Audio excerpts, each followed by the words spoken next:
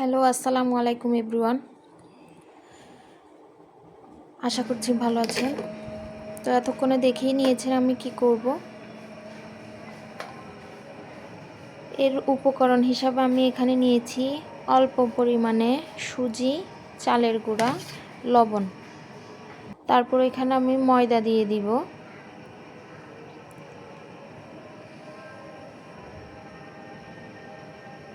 এখানে আমি 1 কাপের মতো ময়দা ইউজ করব। তারপরে এখানে 2 টেবিল চামচের মতো তেল দিয়ে ভালো করে মথে নিব। মথে ভালো করে আমি একটা ডো তৈরি করে নিব।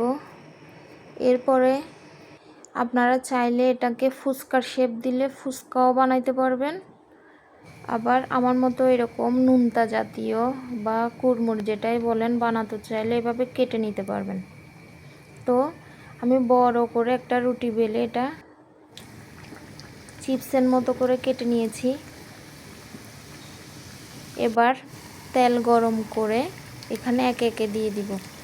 আপনারা ফুচকা ভাজার সময় একসাথে বেশি দিতে যাবেন না। আমি যেহেতু ফুচকা করছি না তাই আমি একসাথে একটু বেশি পরিমাণেই ভেজে নিব। এটা আমি আসলে বাচ্চারা অনেক সময় কিছু খেতে চায় না, তখন এটা অল্টারনেটিভ হিসাবে আমি দিতে পারি। তখন চিপসের মতো ওরা খেয়ে নিতে চাই।